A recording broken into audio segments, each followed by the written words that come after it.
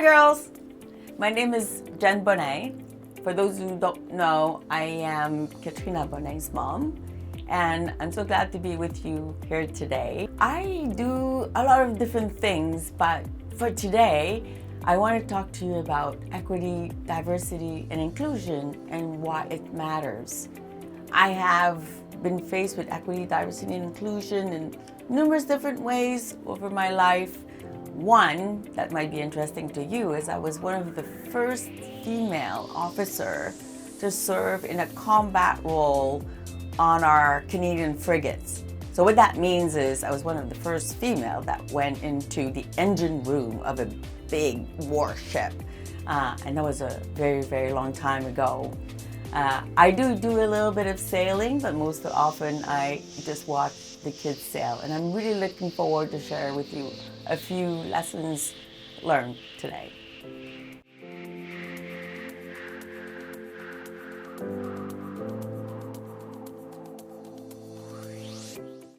When I was in the Royal Canadian Navy, I once and a few times was one of the only women on ship. There was one of the first ships that I went on. There were two of us, female officer, for 245 people, and we were on the water for weeks.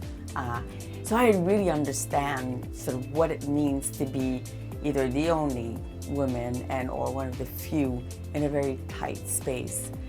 I would say one of the things that I would share with you is make sure that you establish safe boundaries.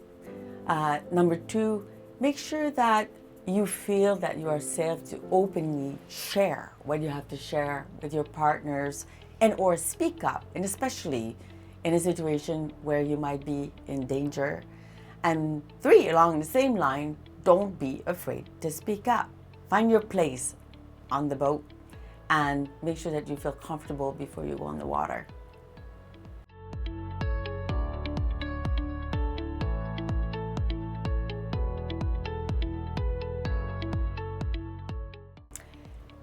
So if you find yourself in a situation that you observe somebody being treated maybe not fairly, or biases may be applied against them, you have the duty to speak up. But you might not feel very comfortable doing that because maybe you'll be judged, or maybe you will feel that people can retaliate, meaning that they're going to shun you out because you spoke up. So what it's important to do is for you to find a person who's trusted. Somebody who might be one of your counselor, somebody who might be just a safe person who will speak to the counselor on your behalf. And when you do share what you've observed, you tell this person that you do not wish for those things to be attributed to you, but you feel that it's really important that it be told, that you actually have observed something that merits for the person who might be affected by that, for it to be known. So this is what you can do. You go find the person you're safe with, you speak up, and you do that in a safe way.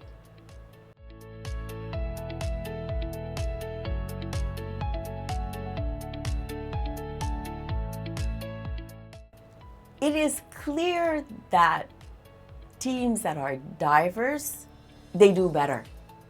Better results, better performance, 10 times out of 10, they're better. So how do you make sure that you create diverse team?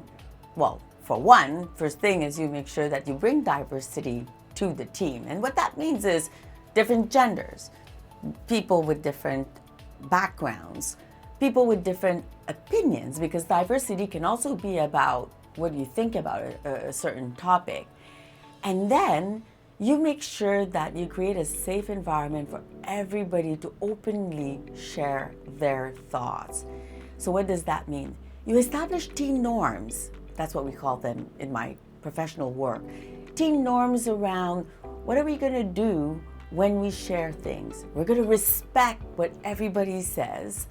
We are going to be listening to their voice.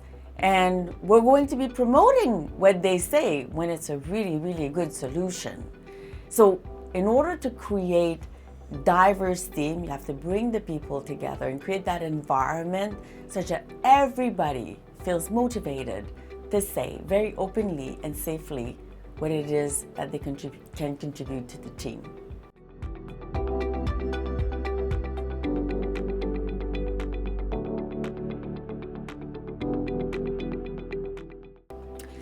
You know what's an interesting fact? There are some people who are leaders because clearly they have a title, and that's your leadership title.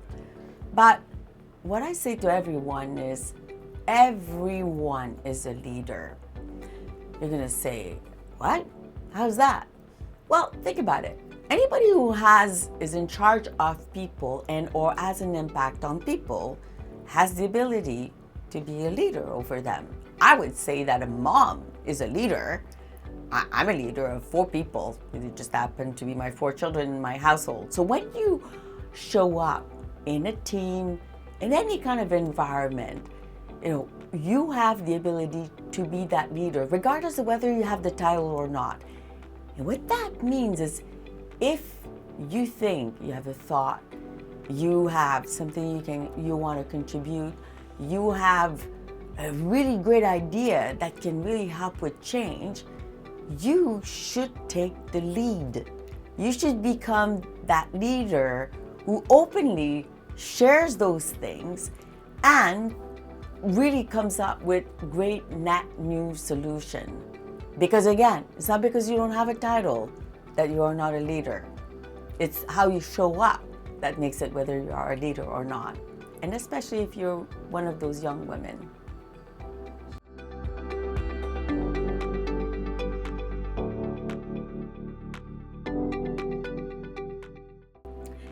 Here is one of the common mistakes that girls, women who end up in a male-dominated environment where there's more boys very often will make.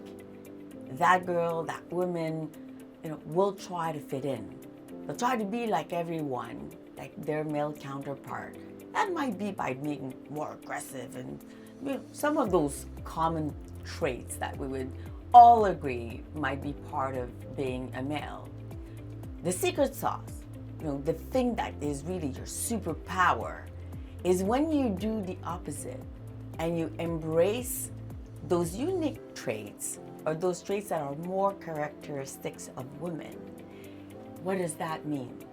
Well, it's proven that women have more intuition. So, use it, draw on it, and just bring it to the table.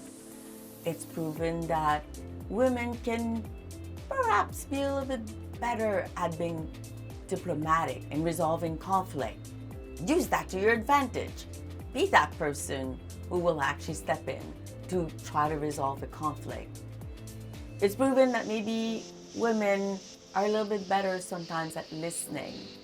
So show up, listen to others, provide them with that safe space where they can share with you such that you can make their world better.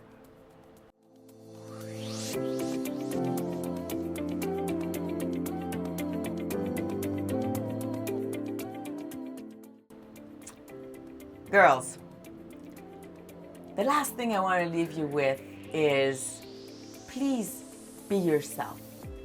Be proud of who you are. Bring all of your unique traits to the team, to the table, to what you do, off the water, on the water. Just do it. Have fun and show up. Today, tomorrow, every day.